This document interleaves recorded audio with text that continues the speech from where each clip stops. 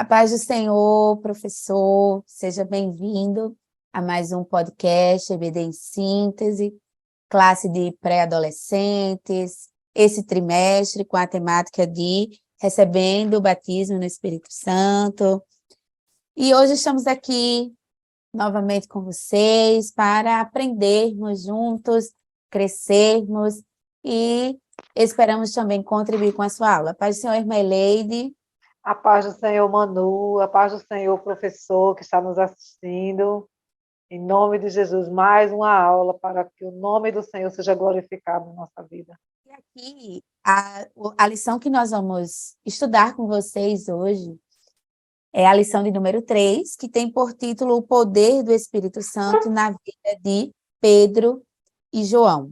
Vai estar em Atos 4, do 23 ao 31, que eu já digo a você, professor, para estudar esse texto bíblico, para você, se possível, ler o capítulo completo, para entender ali o contexto que estava acontecendo e ter mais subsídios para sua aula, para a leitura bíblica, até um questionamento que o aluno venha ali fazer.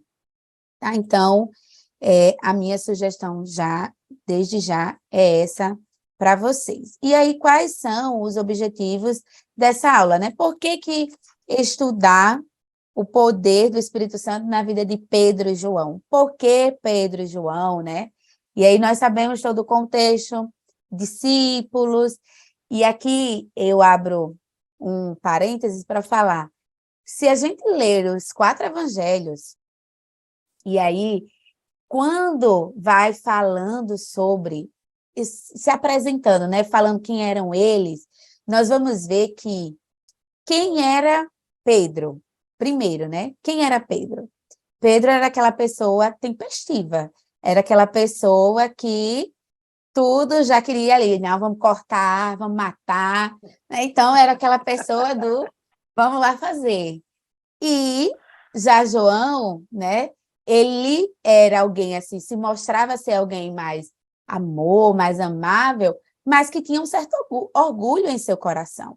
Então, quando nós vamos entendendo esse processo do quem eles eram, mesmo andando com Cristo ali, lado a lado, mesmo dormindo, acordando, orando, aprendendo, tendo experiências com Jesus ali, lado a lado, mas a personalidade deles foi ali alterando, mudando, até que chega em Atos e eles são agora outras pessoas. E isso se deu por quê? Por conta do Espírito Santo, né? Da presença do Espírito Santo na vida deles. Então, é essa a diferença. Eu acho que a ênfase da lição é toda essa, né? É o que foi mudando, quem eles se tornaram após essa experiência, vivência com Cristo.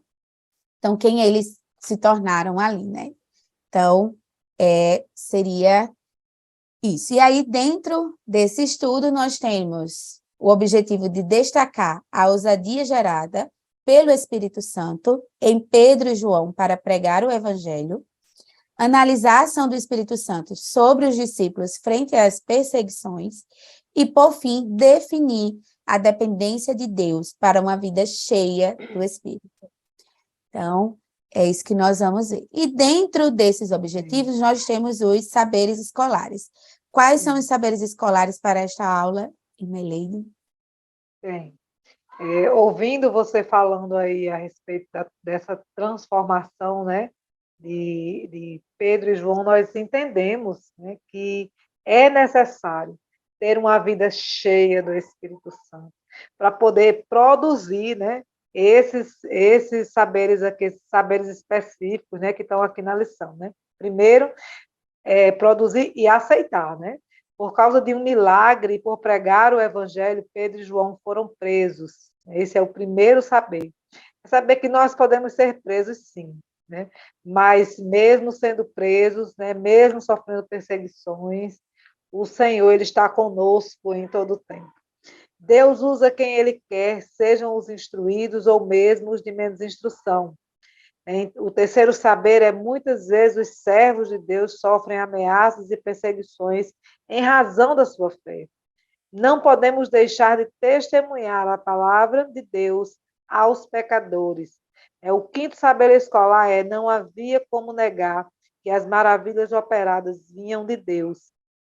E o sexto saber escolar os apóstolos Pedro e João demonstraram contínua obediência a Deus. E essa obediência, é claro, né, ela só é possível porque eles estavam cheios do poder de Deus, cheios do Espírito Santo de Deus.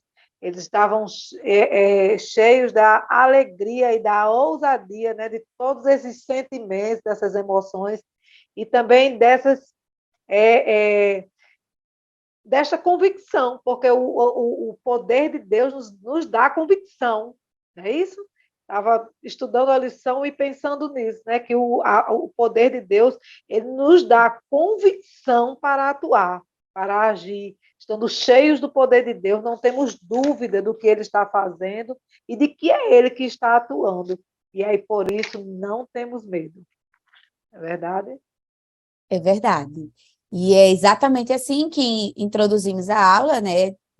Nesta lição, nós vamos ver que Deus opera poderosamente por meio da vida de Pedro e João, após o derramamento do Espírito Santo. Então, ali eles passaram justamente a testemunhar sobre Cristo. E aí entramos no primeiro tópico que vai falar sobre a pregação de Pedro e João. Então, como eu já mencionei, Pedro era um dos 12 discípulos de Jesus, era um humilde pescador, sua história foi marcada pelo medo, mas depois da conversão ali, né, depois de se converter, ele se tornou um grande líder da igreja primitiva. Então, ele vai falar aí sobre a primeira pregação que ele fez, que salvaram-se, né, quase, converteram-se 3.000 almas ali. Então, e ali é apenas o início da história de Pedro, né? Marcada por esses milagres. É interessante, professor, você ler esse texto de Atos 2 novamente. Vamos precisar retomar, voltar a ele por várias vezes. Então, é importante reler e até mesmo as referências que vão se apresentando ao longo da lição, ler ali por completo para ter mais elementos para a sua aula. Então, os parceiros de ministérios, né? Irmã Eleide, quem foram aí os parceiros de ministério de Pedro? Pedro e João, né? Pedro e Pedro e João, João. eles juntamente com Tiago, né? Eles eram os três pescadores ali, e eles começam esse ministério, e eu quero só destacar essa última parte do parágrafo que diz assim: as pessoas que conheciam aquele homem ficaram admiradas com aquele milagre, pois sabiam que ele vivia nessa situação há mais de 40 anos. Pedro, vendo a surpresa delas, declarou que foi a fé em Jesus que o curou. O interessante, né, desse momento aqui é que, só para pontuar aqui, que quando estamos cheios do Espírito Santo de Deus, né, ainda que consigamos, assim, através desse poder, fazer coisas tão grandes, porque o Senhor disse que através das nossas vidas, coisas maiores do que aquele fez, nós faríamos, e esses seriam os sinais que acompanhariam aqueles que creem. Ele não tem nenhuma pretensão de trazer para si, né, esse milagre. Ele disse assim, foi a fé em Jesus que o curou. Né? E eu acho que essa palavra Jesus, estudando essa lição, e eu estava lembrando de algumas situações, eu tenho já um pouquinho mais de idade, e eu lembro de muitas situações que a gente via nos jornais, no Fantástico, em muitos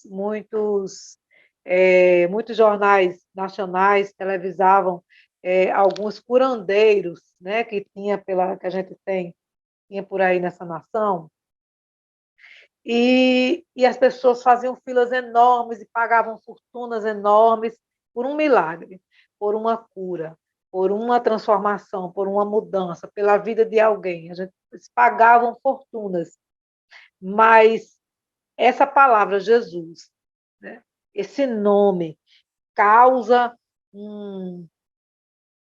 uma mudança de comportamento nas pessoas, né? Por que a fé em Jesus ela é um problema? As pessoas têm a facilidade de crer em qualquer coisa. O mundo aceita você crer em qualquer coisa, crer em qualquer situação, pagar qualquer fortuna para você obter qualquer tipo de favor. Mas quando se fala em Jesus, causa-se uma revolução, né? E esses três homens, dotados de ousadia, cheios do poder de Deus, chegam naquele ambiente. Estava um homem sentado, né, já há 40 anos naquela situação, era coxo, e ele diz, eu não tenho prata, eu não tenho ouro, mas o que eu tenho te dou, levanta-te e anda, e todo mundo vendo aquele homem se levantar. Mas quando diz a fé em Jesus, causou todo um burburinho, né? Eles causam, o nome de Jesus causa um certo, talvez, pânico nas pessoas que não o conhecem. Nós sabemos que Jesus é perfeito, mas quem não conhece acaba se sentindo de alguma forma meio... Cura aquele homem. Aí o mundo se levanta, né? Porque por causa desse milagre, por pregar o evangelho, Pedro e João foram presos. E o que é interessante é que os próprios sacerdotes, né? Eles vêm, tá lá já na guarda esperando. Por quê, né? Porque alguns sacerdotes e o chefe da guarda do templo, por inveja, ficaram muito aborrecidos e mandaram prender Pedro, porque até isso o poder de Deus provoca, até inveja, né, nas pessoas. Mas é isso. Então, assim, esses três parceiros, né, esses três homens cheios do poder de Deus, eles dotados de muita ousadia, porque o poder de Deus ele nos dá ousadia e tira de nós o medo. Eles levantaram-se crendo e lançaram a palavra, e aquele homem se levantou e operou um grande milagre na vida dele. Só um detalhe aqui que eu acho interessante é que justamente que ele declara, né, como você deu ênfase a Jesus, né, que foi a fé em Jesus que o curou. Porque normalmente, quando se vê, e aí eu acho que é o desfecho das suas falas, quando se vê através, por meio de alguém, né, as pessoas sendo batizadas no Espírito Santo, as pessoas sendo curadas, as pessoas tendo uma transformação visível de imediato na vida, então tende a colocar a fé, né, nas pessoas. Nas pessoas. E esquecer Exatamente. que quem opera é o próprio Deus. Exatamente. E ele opera, não é pela pessoa que está dizendo, porque acontece até dizer assim, se você não tem fé, eu tenho fé por mim e por você, para Deus fazer. Mas não quer dizer que Deus vai fazer. E também não estou aqui criticando ninguém que diz isso, né? Glória a Deus, se você tem fé por você, porque fé é um dom. É verdade. Né? Nós vamos aprender também que fé é um dom. Então, a questão é mais essa de não colocar ênfase nas pessoas ou poder nas pessoas. Exatamente. E até associar, porque essa pessoa, meu Deus, está quase ali, vizinha a Deus ali, né? Melhor ouvir. Exatamente. Então, não é essa, pelo contrário, ele faz mesmo, e aí aqui a gente vê, né? Mesmo tendo andado com Cristo, mesmo tendo visto ele operar tudo isso, ele sabe, por isso que ele fala, ele sabe exatamente quem é essa pessoa, ele sabe de quem ele está falando. E isso é o que nos deixa mais alegre, né? Porque ele tinha total liberdade, porque ali estava só ele, né? João e Tiago também, mas ele sabia de quem estava falando e ele tinha total liberdade de dizer assim, é o Espírito Santo em mim, né? De se exaltar, se gloriar, mas ele não faz. Ele dá a glória de quem é a glória, né? Ele dá a glória a quem de fato é. E aí, como a irmã Eleide já estava falando, por causa desse milagre, né? Eles foram ali presos. Não, e as pessoas aceitam, né? Você aceita. Eu vi muito, assim, antigamente se fazia muita cobertura disso nas, nas, nos programas de televisão, né? Muitos João de Deus aí pelo mundo, né? Ele não era o único, eram muitos. Sempre tinha alguém fazendo um milagre sobrenatural, né? E se colocava toda a fé em cima daquele homem, e as pessoas faziam filas enormes, passavam dias fazendo romaria para chegar em determinado lugar, para ser atendido, e pagavam pequenas fortunas, e nada disso, não existia problema nisso. Não existia problema nisso, né? Mas quando a gente fala em Jesus, o que eu quero dizer é que a perseguição não foi uma exclusividade daquele tempo. A perseguição existe até hoje. Você pode crer até que um gato, você vai passando na rua, um gato passou na sua frente, você foi curada. Você pode dizer isso.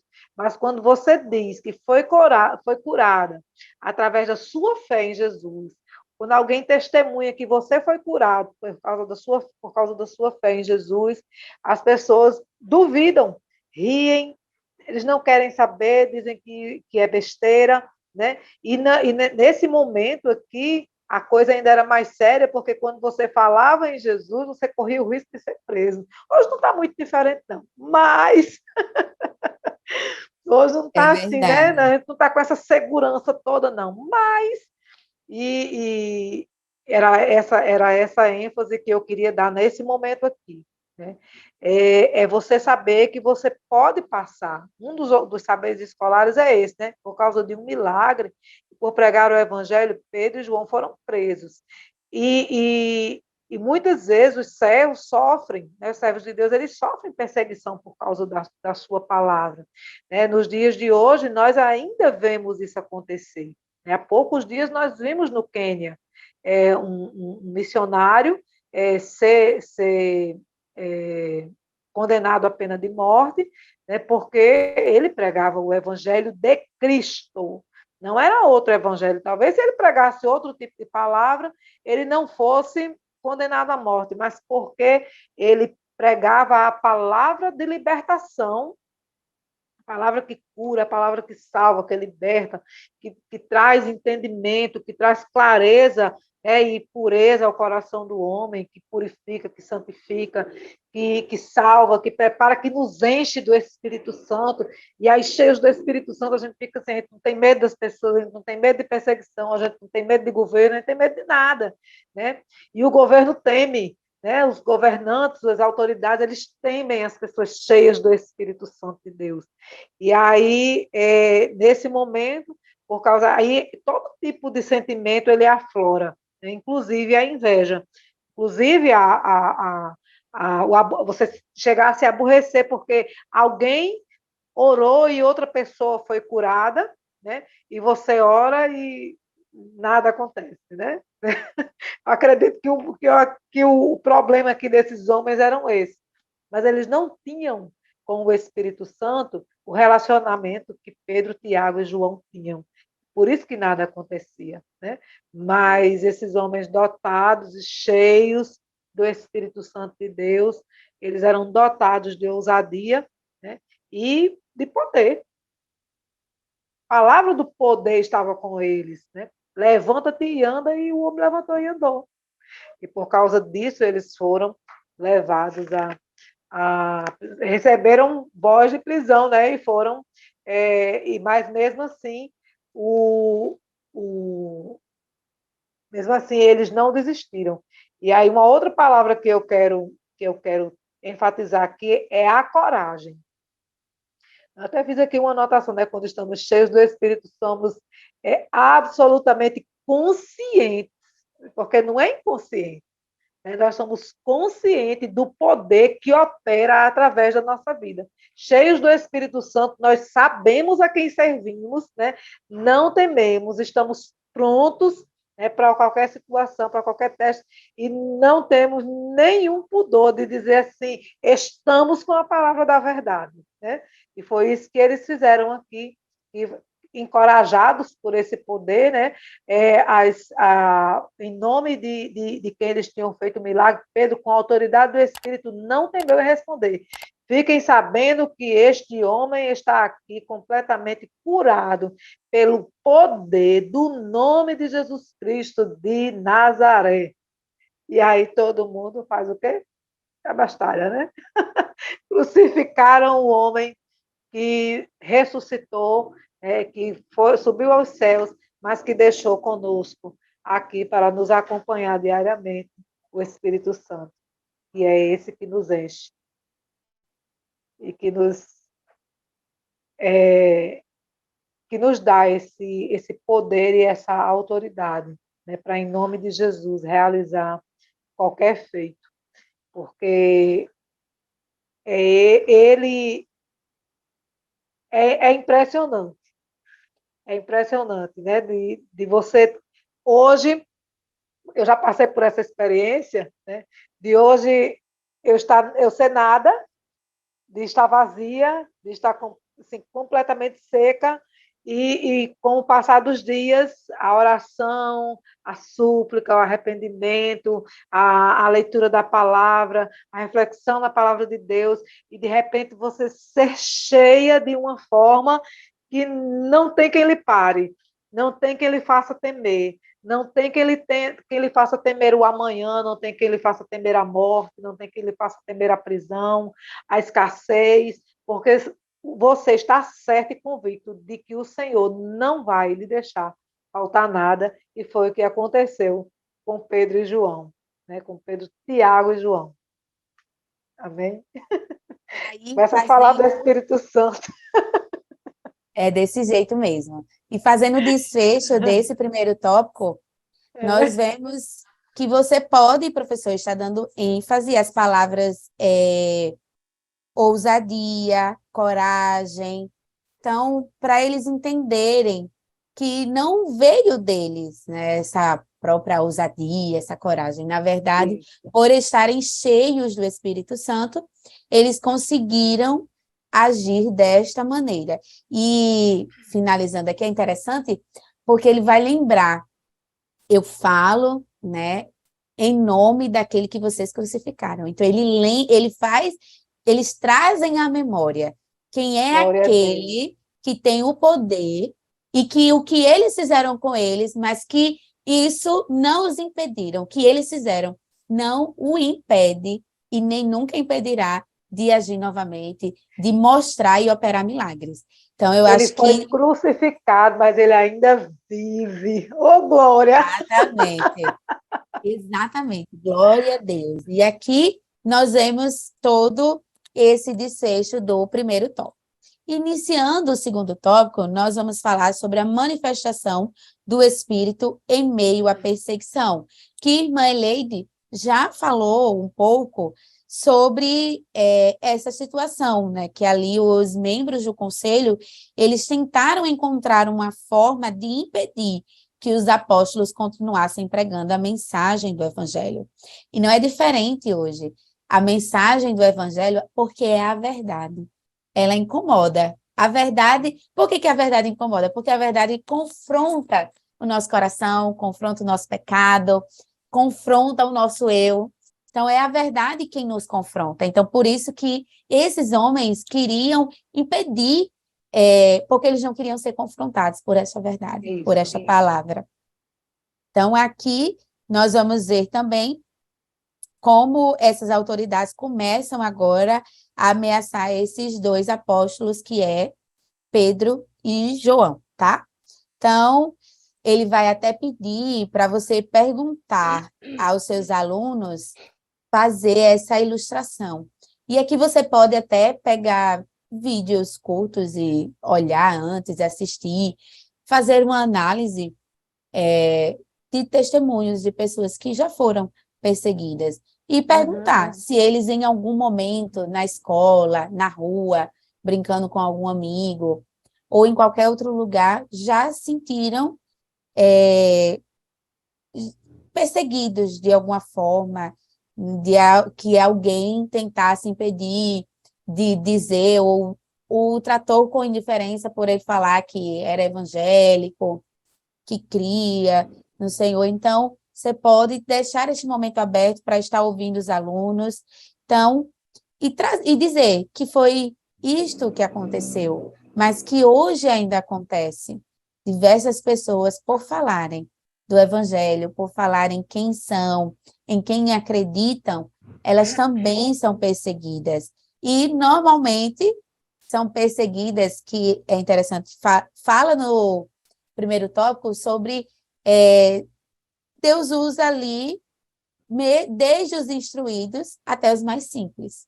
Então, pode acontecer desses mais poderosos, né, mais instruídos, quererem lhe calar, mas também pode acontecer de instruídos estarem ali também para, junto com você, falar. E isso não deve, independente da posição que você esteja, mesmo que você não tenha instrução, mesmo que você seja uma pessoa simples, até como professor e o próprio aluno, dependendo do contexto social em que esteja, isso não impede de falar do Evangelho. Porque o Evangelho, nós já vimos que ele é simples, era assim que Jesus ensinava.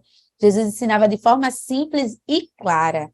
Então, é isso que nós também precisamos fazer. Então, é aqui que nós vamos ver que com a mesma ousadia do início ali, eles continuam, mesmo com essa perseguição, a proclamar o Evangelho, porque eles entendem a seriedade da missão que Cristo deixa para eles, que era exatamente essa. Vocês vão receber o Espírito Santo, e depois que vocês receberem o Espírito Santo, vocês vão pregar, proclamar o Evangelho, desde Jerusalém até Samaria, até os confins da terra. Então, eles entendiam o poder dessa missão. Eles sabiam que estavam ali fazendo.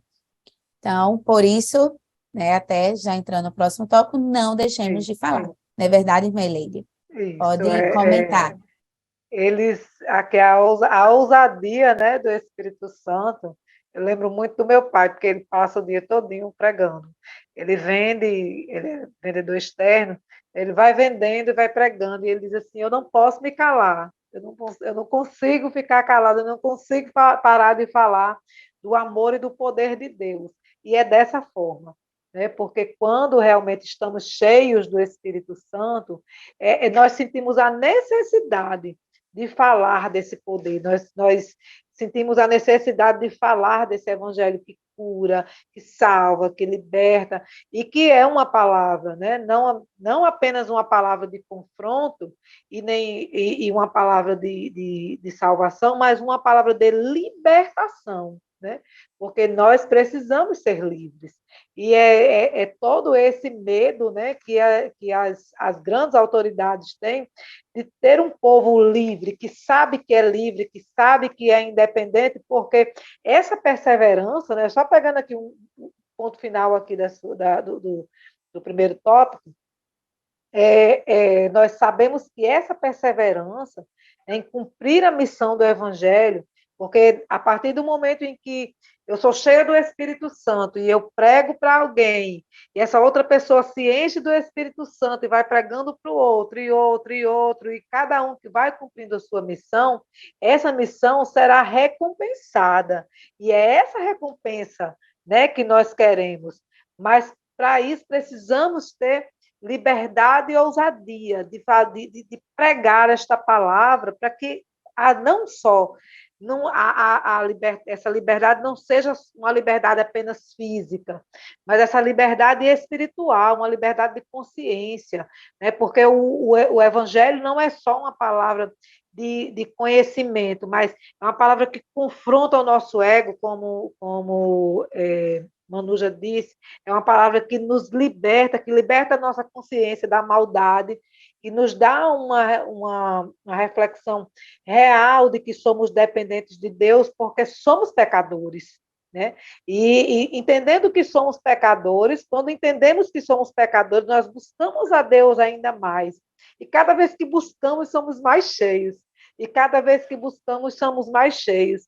E aí vamos nos tornando, ao invés de só cheios, nós vamos nos tornando transbordantes desse poder. E esse poder que transborda, ele alcança o outro, ele liberta o outro, ele cura o outro, e esse outro vai se tornando um agente do evangelho também da mesma forma. E aí, já entrando, né, no terceiro, eles não foram, aqui a palavra diz assim, que a lição diz assim, que eles não foram rebeldes e nem agressivos, mas entenderam perfeitamente que aquela situação era a consequência do anúncio da palavra de Deus. Apenas, né? Nós não podemos deixar de falar. Não precisa você bater em ninguém, não precisa você gritar com ninguém, basta você dizer: Jesus te ama, ele quer te curar, ele quer te salvar, né? Ele morreu na cruz por causa do seu pecado, ele morreu na cruz por causa do meu pecado, mas ele ressuscitou para que eu e você tenha vida também. E essa palavra mexe com o juízo de muita gente.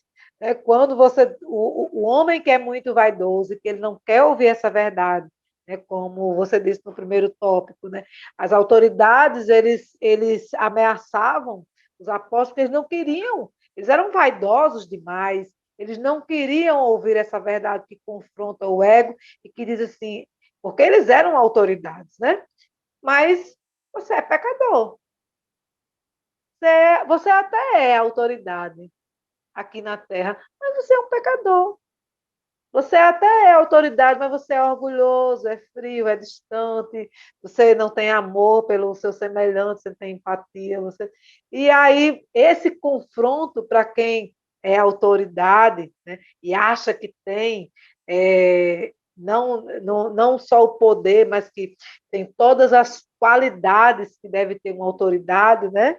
É alguém que é bom, que é bem visto. Então, o orgulho que toma conta desses corações não quer ouvir o evangelho.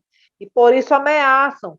Mas os discípulos não foram agressivos, eles só disseram: não podemos deixar de falar, precisamos ouvir, precisamos dar aquilo que temos visto e ouvido, precisamos falar daquilo que temos visto e ouvido. E, semelhantemente, também nós não podemos nos calar, precisamos continuar a falar, né? Porque já fomos libertos por esse poder, né? Já fomos libertos desse calabouço de que não estamos, que não somos dignos de falar. Quem é você para falar de Jesus? Né? Que as pessoas colocam Jesus num andar, né, que é inalcançável, quando, na verdade, a gente não precisa subir escada nenhuma, basta rasgar o véu. Né? Aliás, basta entrar lá no Santíssimo Lugar, porque o véu já foi rasgado. Né? Basta apenas que nos cheguemos a Ele, que oremos, que nos humilhemos, não precisa subir nenhum degrau, não precisa fazer nenhum sacrifício extremo, não precisa falar de nada disso. Estamos libertos, estamos conscientes, estamos com a palavra da sabedoria, basta apenas uma coisa: converta-se dos seus maus caminhos. Né? Aquele povo que se chama o povo que se chama pelo meu nome, se humilhar e orar, buscar a minha face, se arrepender dos seus maus caminhos, então eu os ouvirei do céu, perdoarei os seus pecados e sararei a sua terra. Libertos pelo poder de Deus. Antes de liberá-los do Conselho Superior, fez ameaças mais duras contra eles. A intenção era mantê-los presos. Porém, o povo louvava a Deus por conta dos milagres operados por meio dos apóstolos. Eles foram livres pelo poder de Deus, curados, salvos e libertos. Verdade. E fazendo o desfecho desse segundo tópico, nós vemos que mesmo diante das perseguições, eles não deixaram de falar em momento algum no nome de Cristo, eles não deixaram de proclamar o evangelho, e diante disso, Deus opera através ali daquelas pessoas que vão junto a esse conselho superior, que tentam com ameaças mais duras prendê-los, mas eles vão lá e dizem: não, eles estão ali operando, libertem. Então, pelo próprio poder, Deus usa aquelas pessoas também para ali eles serem libertos pelo que estavam ali fazendo. Então, que você sempre lembrar de trazer a aplicabilidade da lição. Então, dizer ao seu pré-adolescente, mesmo tão jovem, que mesmo diante das perseguições que ele possa enfrentar, ou até mesmo que ele sinta que está sendo excluído na escola, que as pessoas não querem ser seu amigo, é entender que o melhor amigo que ele pode já ter, ele já tem. que mesmo que ele seja excluído, é porque ele foi feito para um lugar santo. Então, que ele não precisa, mesmo tendo a necessidade de ser amado, de ter amizades, que ele busque essas amizades com quem é parecido com ele. Porque o céu é um lugar para santos. Então, ele precisa também ter amigos santos. Amigos que vão desejar também ser semelhantes a ele. E tudo isso culmina em quê? Em ser cheio do Espírito Santo, tá? Então, esse seria o desfecho, a aplicabilidade para você trazer, que mediante a palavras negativas, até de exclusão, eles permaneçam fiéis, porque é Deus quem apresenta a solução, tanto que é o desfecho do tópico, tá? E aí, iniciando o terceiro tópico, nós vamos aprender sobre irmãos unidos em oração. E aqui eu acho importante até você falar sobre o que é oração, né? A importância da oração. Como é que se ora? Se eu chegasse agora e perguntasse o que é orar? Como é que eu oro unido com o outro? Qual é o sentimento de unidade, de comunhão para estar nessa oração? Então, é importante até você levar esses elementos de como eu faço uma oração, que eu comece engrandecendo ao Senhor, aí vem o sentimento de gratidão, aí agora eu posso também confessar os pecados, e por fim o de petição. E, novamente, se quiser, o de gratidão, mas existe ali, não que é como uma conversa, tudo isso tem uns passos, vamos dizer assim, porque existe a oração modelo, e nós vamos isso, Pai nosso que estás no céu, está logo engrandecendo ao Senhor. Então, nós vamos vendo isso na oração modelo, então você pode até retomar, relembrar eles, a oração modelo, então, falar sobre a oração é importante, porque não tem como ser cheio do Espírito sem a oração.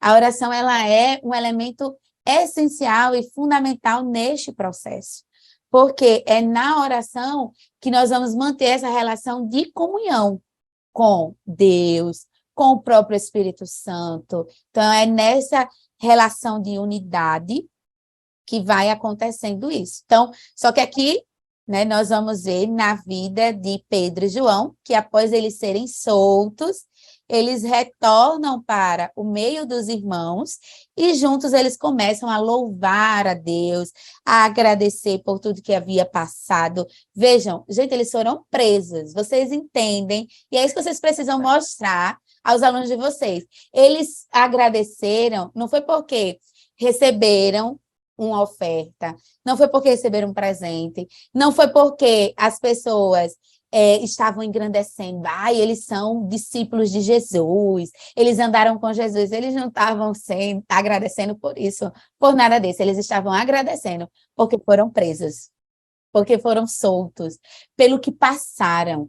Então, isso é contentamento, é estar contente em qualquer ocasião. É aqui que a gente vê realmente na prática, porque eles agradecem por terem o privilégio de pregar o evangelho. Nesse privilégio de pregar o evangelho, são presos, soltos e continuam a agradecer a Deus. Então, eles não foram reclamar, Senhor, eu estava pregando o teu evangelho, e por que eu fui preso? Não era para ter sido preso. Eles não foram discutir isso, eles foram só louvar e agradecer a Deus pelo que tinha sido feito. Então, eles oravam ali também pela ousadia e o poder que continuaram a pregar e operar milagres no nome de Jesus. Então, isso é a grandeza de compreender o Evangelho. E nós sabemos que no dia a dia, na vida prática, isso para o adolescente para o pré-adolescente, é muito rápido. É como se eu tivesse aqui numa via, tivesse dois caminhos, e aí o caminho da gratidão, né, e da murmuração. Então, é muito rápido. E a decisão é rápida também. Então, ou eu agradeço, ou realmente eu murmuro. E a tendência do nosso coração ingrato, por acharmos que somos alguma coisa porque temos Cristo, então a tendência do nosso coração é justamente o quê? Murmurar. É dizer, mas eu estava fazendo a obra do Senhor e fui preso. Então, eles vão nos ensinar. E é isso que você precisa passar aos seus alunos, esse ensinamento, em ser grato a Deus por tudo. E aqui nós vamos ver a igreja unida. Esse início da igreja ele é marcado pela união. E é interessante você mostrar aos seus alunos que a união, ela significa que eles estão unidos em pensamentos, atitudes, oração, palavra, ensino. Isso é a unidade, eles estão unidos em tudo.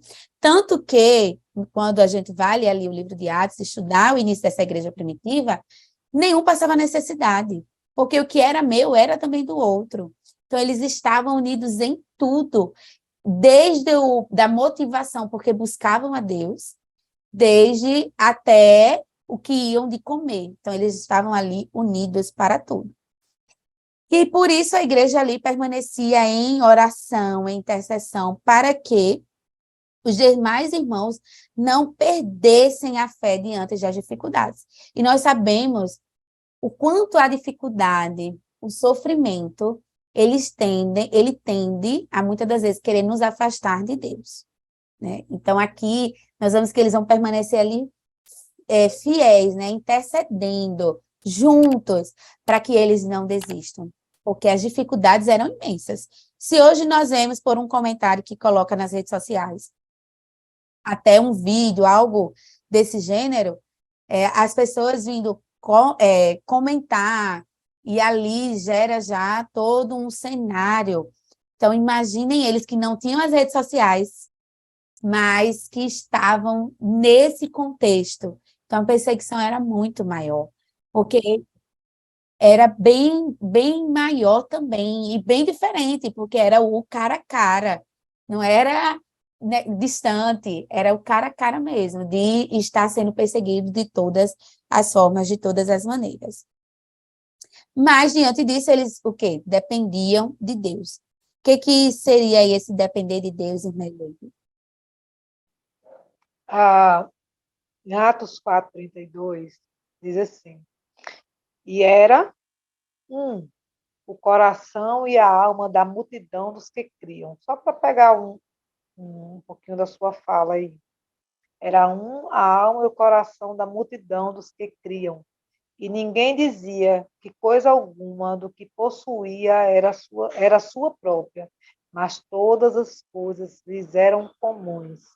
E aí eu estava ouvindo você falar aí, eu estava lembrando, né, da necessidade o que é que você disse aqui no iniciozinho do tópico, né, falando dessa questão das amizades, né, e como você precisa ser seletivo na hora da escolha, porque é uma parte importante da fase da pré-adolescência, é a escolha dos seus pares, né?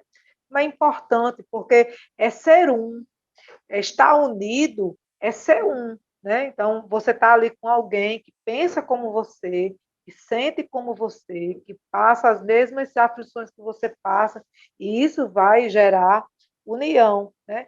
E aí, gerando união, gera-se também a dependência de Deus, porque estamos unidos em um único propósito, estamos orando, estamos intercedendo, estamos recebendo do Espírito Santo de Deus essa porção, né, que vem dele, e isso gera dependência, né? Os apóstolos Pedro e João, juntamente com a igreja, demonstraram contínua obediência a Deus.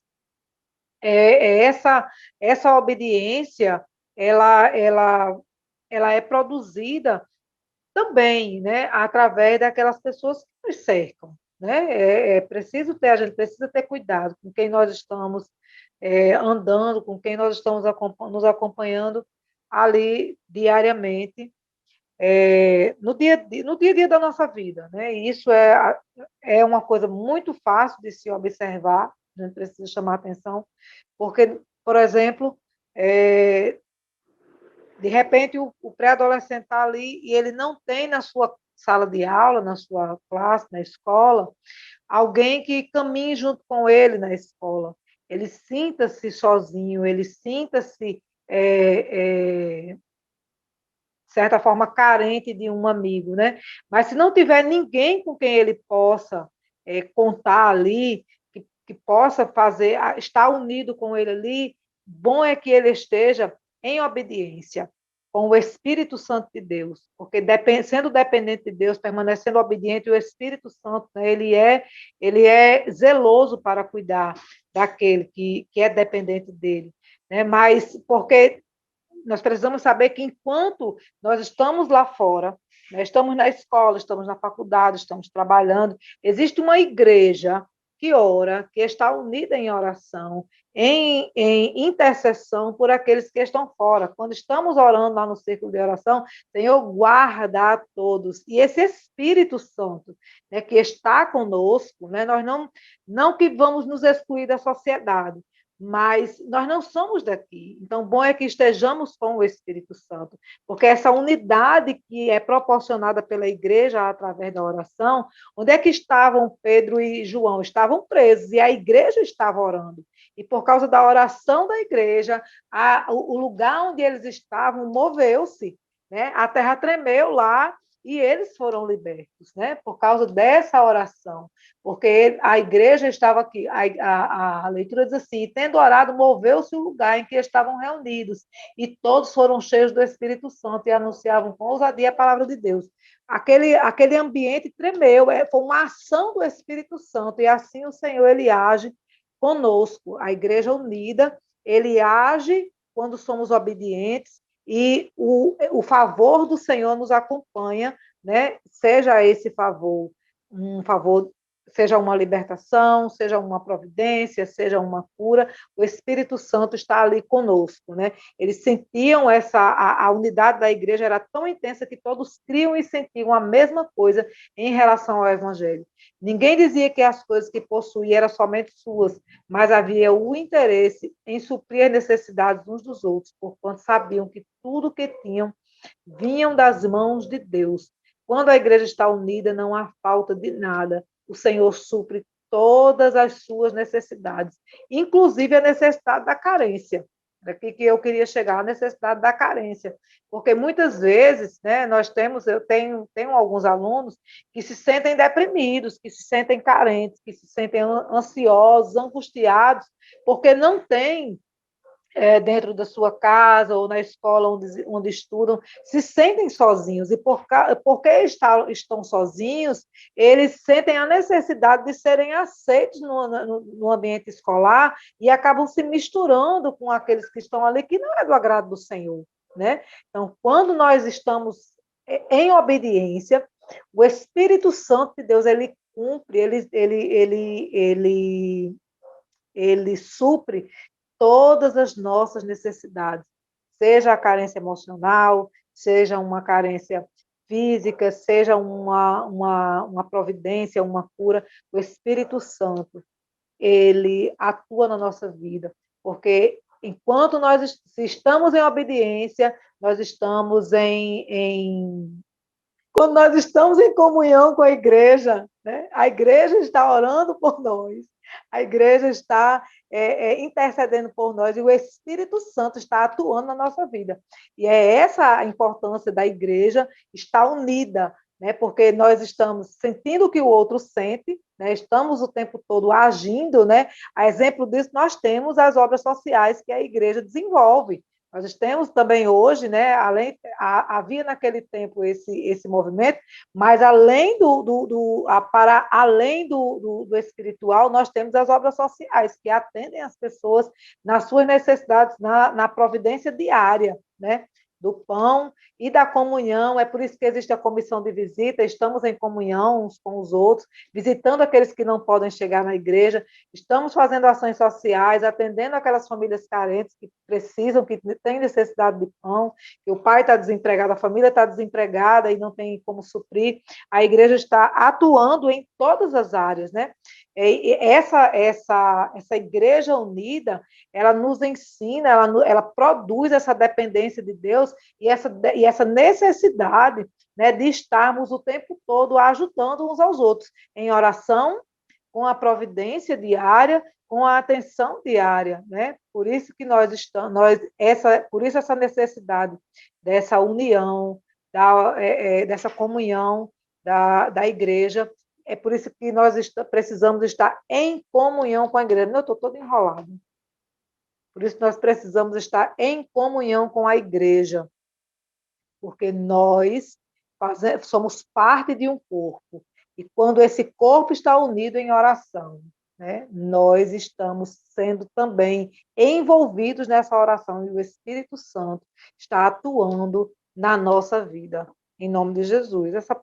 Essa parte tinha que sair.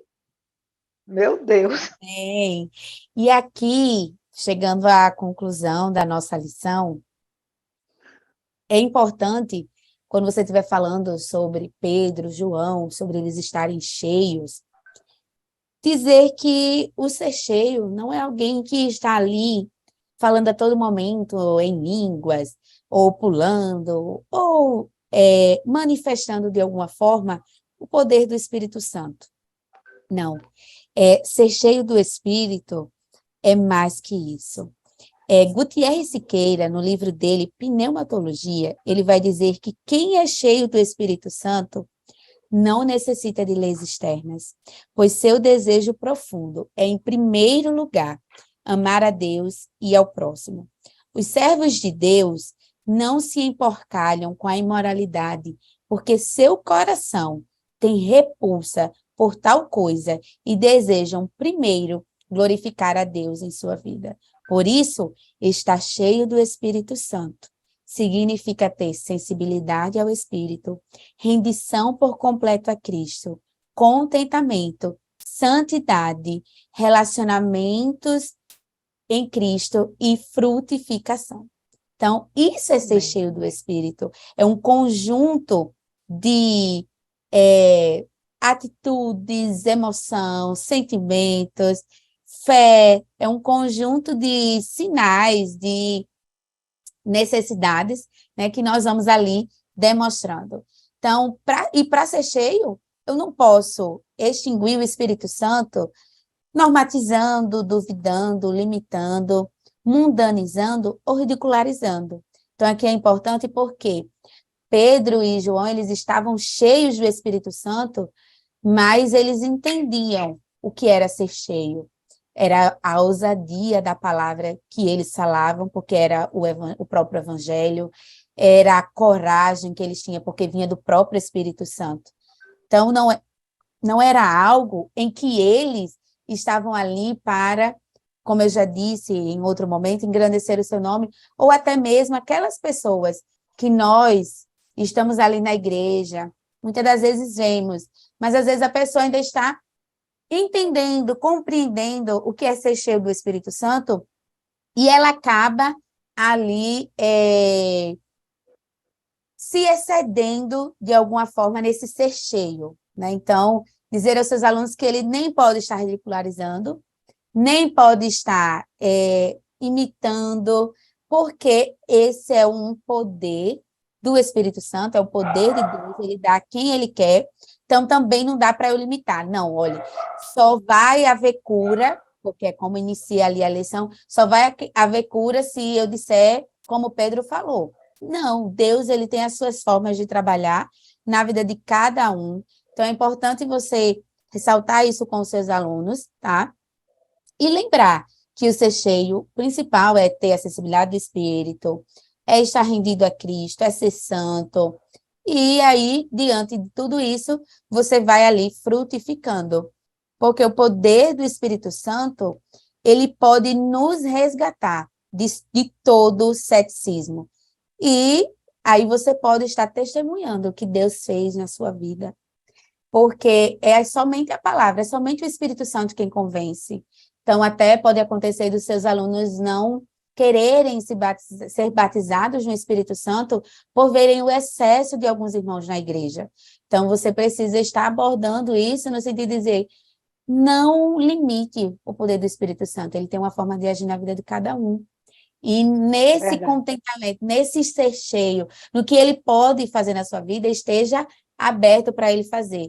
E aqui, lembrar da diferença de quando você está cheio do Espírito Santo, você tem consciência daquilo que você está fazendo, né? Você não entra em transe, né? Ou ali em uma forma de ficar que você não tem controle do seu corpo ou não sabe o que está fazendo. Pelo contrário, o Espírito Santo, ele não faz isso. É uma alegria, é um sentimento, é algo que você sente, mas que você tem controle, você sabe o que fez, você lembra o que fez, você só não repete as palavras porque é uma língua espiritual, tá? Mas isso é o que acontece, e aí você precisa, vamos lembrar, estamos em um momento de instrução, e termine com uma oração com os seus alunos, para serem batizados, que retirem o medo, tá? Então, seria essas minhas considerações finais. Irmã Eleide? Amém, amém. Eu estava ouvindo você e me remeter aqui a essa última parte da lição, né, no auxílio pedagógico, que diz assim: para ser eficiente, aos professores têm de exemplificar a verdade de que eles ensinam, sendo modelos da semelhança de Cristo e crescendo em maturidade espiritual. Assim, ser um modelo, né? Eu quero só frisar essa palavra aqui, ser modelo da semelhança de Cristo. Apenas isso. Será que se Cristo, aqui, o que a gente já conhece, né, do Senhor, os evangelhos, o que está escrito nos evangelhos, está escrito aqui em Atos, a gente teve alguma situação em que foi constrangedor, né, que foi constrangedor para o Senhor, houve algum constrangimento enquanto as pessoas estavam, enquanto o Senhor estava caminhando, quando ele ensinou as pessoas a orar no Sermão do Monte, ele estava ali ensinando, mas ele era cheio, né? Ele era cheio de Deus, ele era o próprio Deus, né? Então, não precisa ninguém pular, gritar, saltar, não precisa de nada disso, né? Ser cheio do Espírito Santo, ter o amor de Deus, né, em seu coração. E considerações finais, né? Ser cheio do Espírito Santo é sentir a necessidade de fazer a vontade de Deus em todo o tempo. É saber, é sentir o que o outro sente, é tentar. Se colocar no lugar do outro é difícil, né? Porque sentir a dor do outro, do jeito que o outro sente, é difícil. Mas é tentar, ao menos, né? Sentir, sensibilizar-se com a situação do outro. É ser o melhor amigo, é ser o melhor funcionário, é ser o melhor filho, é ser a melhor mãe, ser o melhor pai, tentar ser o melhor professor, ser o melhor pastor, né? Porque ser cheio do Espírito Santo é ser cheio da necessidade de fazer para Deus o melhor que podemos fazer com aquilo que nós temos, com aquilo que o Senhor já nos deu, né? E dia a dia, dia após dia, somos transformados por esse poder que opera na nossa vida, né? Através das nossas orações, através da leitura da palavra, através da nossa percepção do nosso comportamento, da nossa realidade, e aí tentando ser cada dia, né? Ser amanhã mais obediente do que hoje, ser hoje, né, mais obediente do que ontem. Nós, nessa transição, somos transformados pelo Espírito Santo e sem perceber, apenas sentindo gozo e alegria por servi-lo, né, e ser obediente, em nome de Jesus. Para mim, ser cheio do Espírito é isso. E para finalizar, professor, uma dinâmica simples mesmo, mas que você pode estar exemplificando esse processo de estar cheio, né, de ser cheio. Lembrando que, como a irmã Eleide falou, o ser cheio está relacionado a transbordar, a estar encharcado, tá? Então, você pode estar levando copos, certo? Com jarras, e aqui seria um primeiro copo em que você colocaria um pouquinho de água, como que se você estivesse ali aceitando a Cristo, explicando a eles esse processo, que ele estava, quando a gente aceita Cristo, nós recebemos o Espírito Santo, então recebemos esse pouquinho de água que está aqui. Mas, ao longo que eu vou participando dos cultos, frequentando, formando vínculos ali, me aproximando mais, aí eu vou sendo mais um pouquinho cheio. E agora eu começo a ter um relacionamento com Deus, a ter momentos de oração, comunhão com os irmãos, momento devocional, aí eu vou sendo mais cheio. Mas agora eu também estou entendendo quem é a pessoa de Deus, Jesus, o Espírito Santo, a importância de tê-lo em minha vida. E agora eu estou buscando esse batismo no Espírito Santo, esse estar cheio para transbordar, que é o último copinho aqui, e aí você termina de encher até que ele transborde. Esperamos ter contribuído com a sua aula, que Deus continue abençoando a sua vida. Foi uma honra, uma satisfação poder estar aqui contribuindo com esta aula. Desde já agradeço também a liderança do DENEC pela confiança. Agradeço também a irmã Eleide pelos momentos de orações que temos tido antes desse momento, professor. E aí eu já deixo também para você ter um momento de oração para direcionado aos seus alunos, a sua aula. É bastante importante. A paz do Senhor, tenha uma excelente aula. Irmã Eleide, a paz do Senhor. E até a próxima, se Deus quiser. Amém, em nome de Jesus.